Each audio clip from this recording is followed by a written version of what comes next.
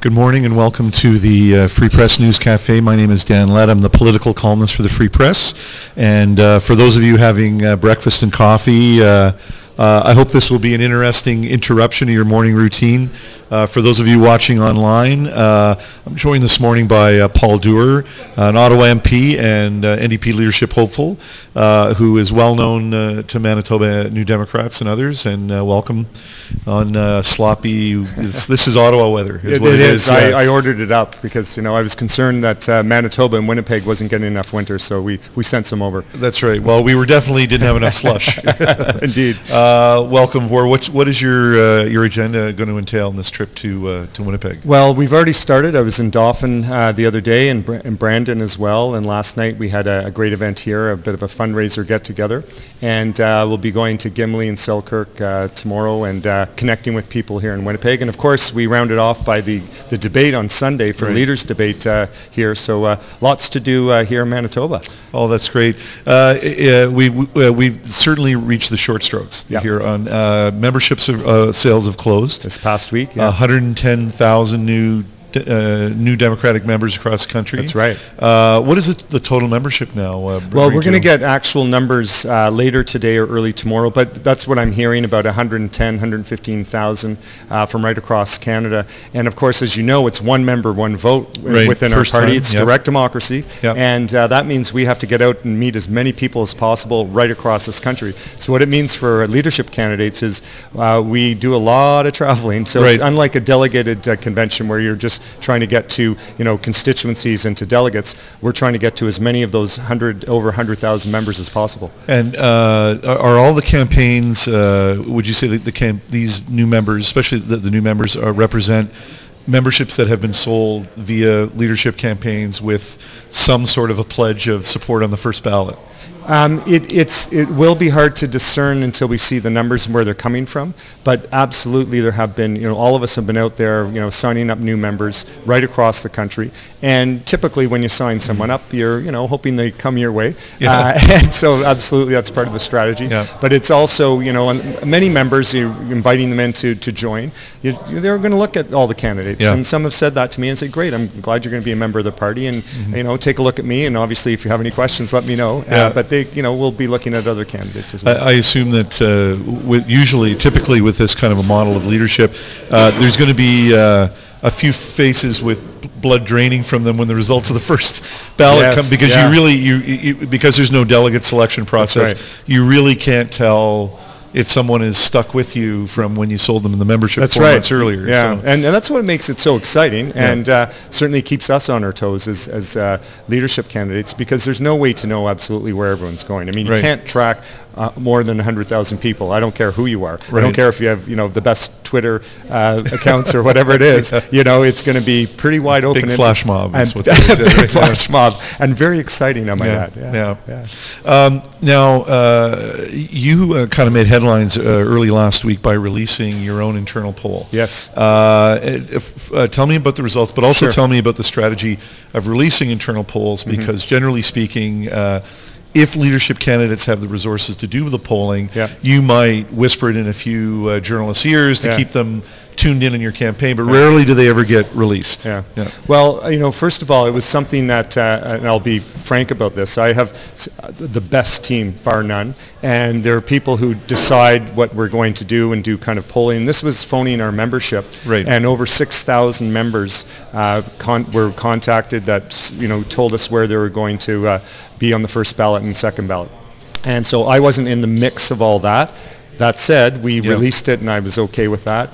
This past week, it was actually after the debate in Quebec, and it showed that Tom Mulcair was first on the first ballot. Then Peggy Nash and I were, close to second with Peggy slightly ahead, and then following that, Nathan Cullen and Brian Topp.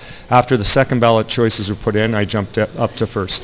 And we released that because we had said that we wanted to be open about it and show all of the results, and we actually even weighted it accordingly to make sure it was above board, and so that everyone could see what was going on and that we had this information to share.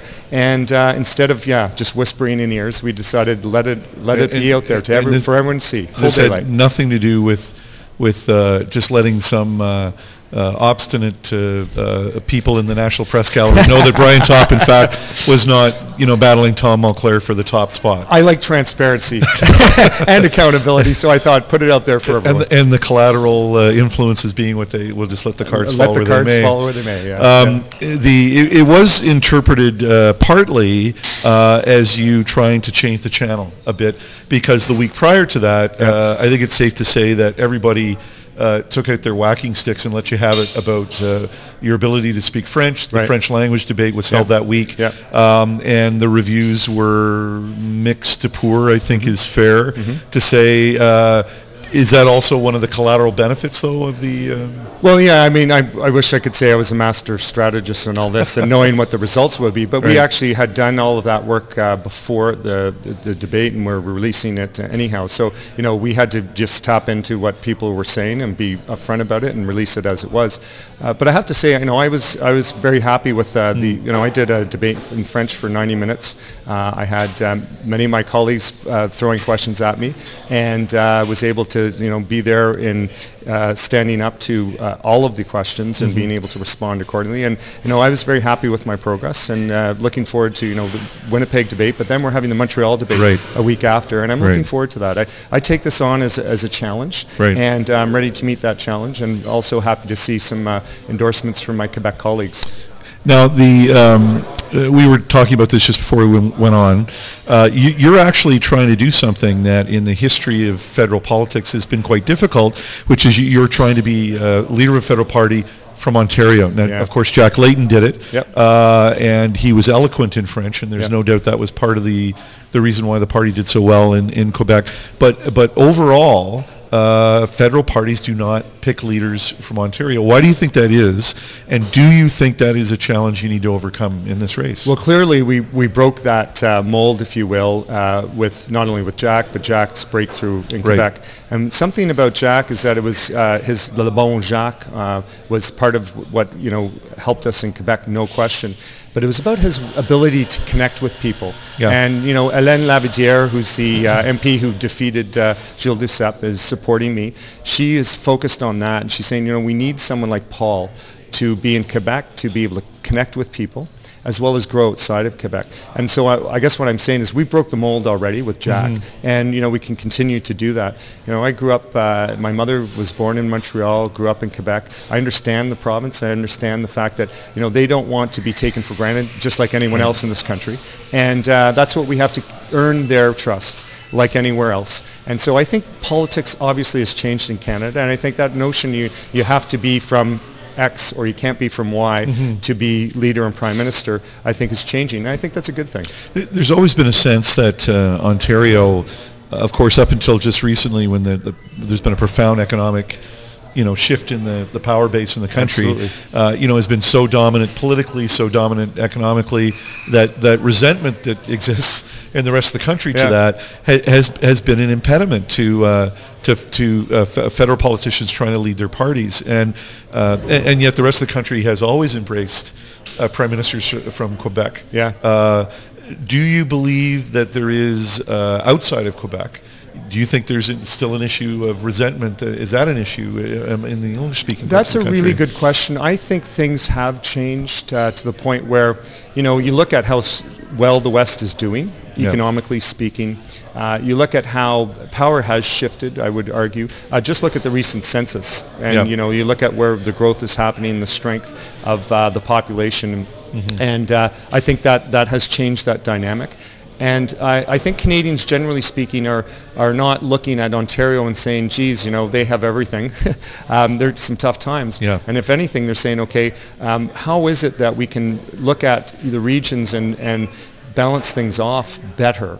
And there's issues in the West about how, we have a government who ignores it steadily, readily, all the time. Wheat Board is an example. And I think they're more concerned about how is it we can actually get the attention of those politicians in Ottawa as versus, Ontario's the region that's getting everything. And I think that dynamic's changed. And I think that's a good thing. Yeah, well, I mean, and again, we talked about the various, the interplay within your party, the various constituencies. One new and emerging constituency, which is the Quebec wing of the party, we talked about how Ontario leaders might be viewed in Quebec or the rest of the country, but one of the other issues you're dealing with is that there's a lot of long-standing New Democrats outside of Quebec that have suspicions about whether or not Quebec voters, which embraced you, your party, whether that was an informed choice, whether they want to vote for a Quebec leader, not knowing if this is going to be a constituency that's still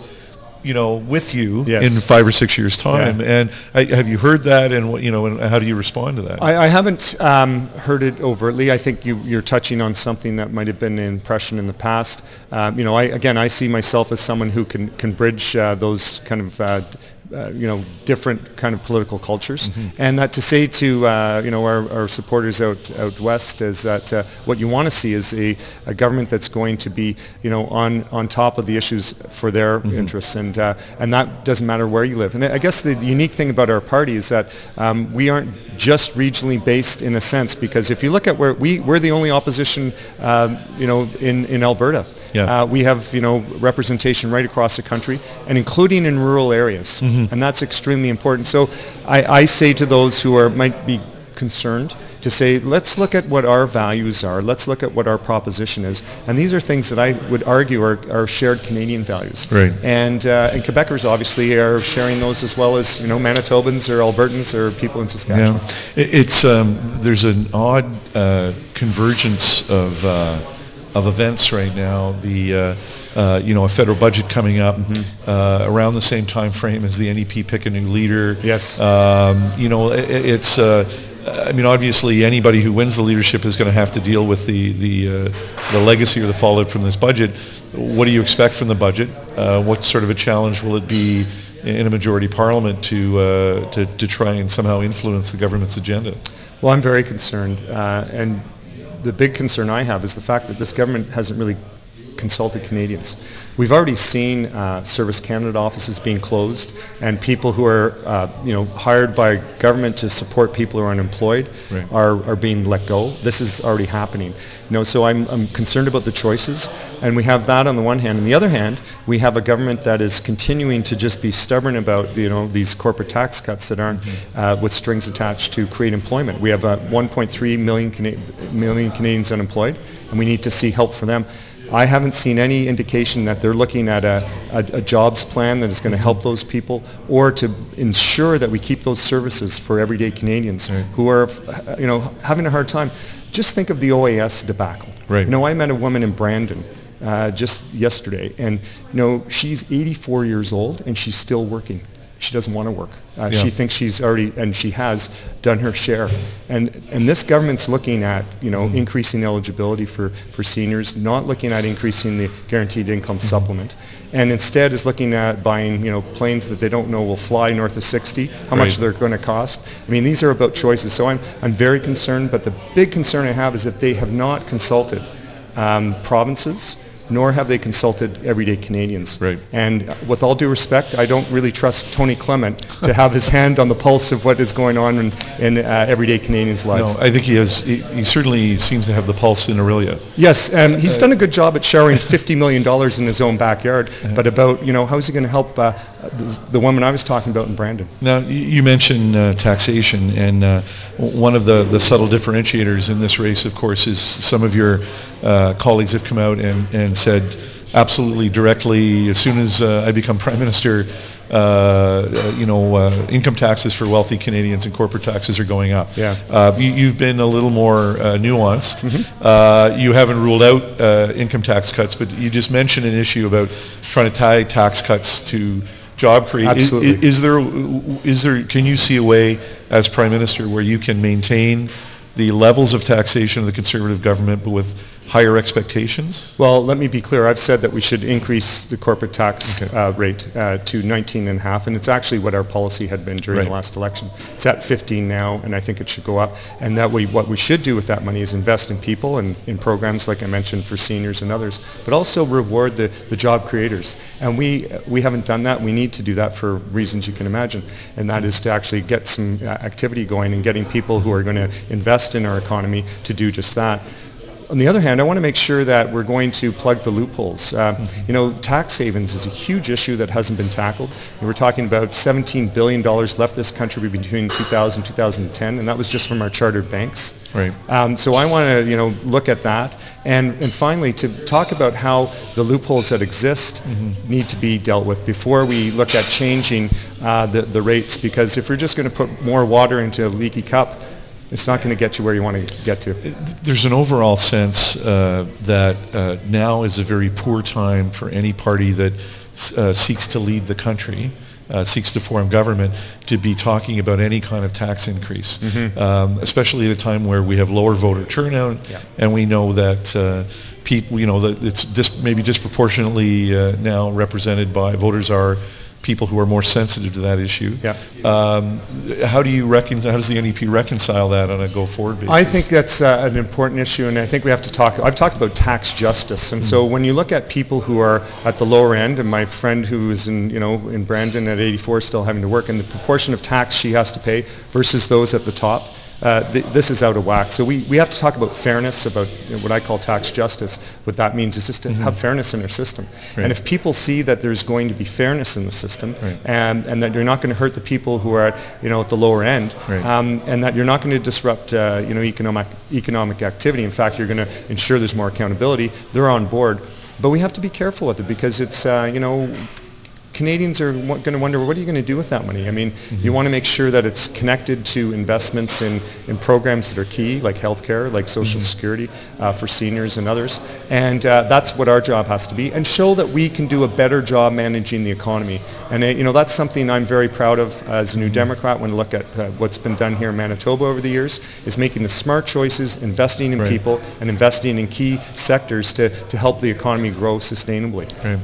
Now, we always, when we have the NDP leadership hopeful through, we try to, delve a little bit into non-leadership current affairs. Good. So Ottawa was Twitter last week. Sure was. That's the worst. But there was a social media campaign that went after Public Safety Minister Vic Toews, Manitoba's regional minister, and revealed documents from his divorce file.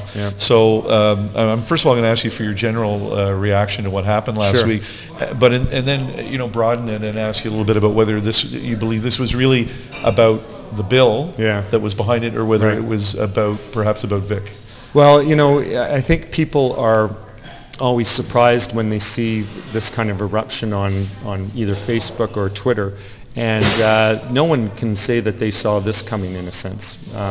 But I think people were quite rightly, wanting to show that there was some hypocrisy here, in a sense. And we had, a minister standing up in the House of Commons and accusing those who were against a bill, which many people find is too invasive, is that you were either with us or with the child pornographers. I mean, that's an insult to everyday people. It's an insult to victims of child pornography. It's just an insult. It's not the manner in which someone should carry themselves as a minister, or anywhere for that matter. Right. So I think most people were, quite rightly enraged with that.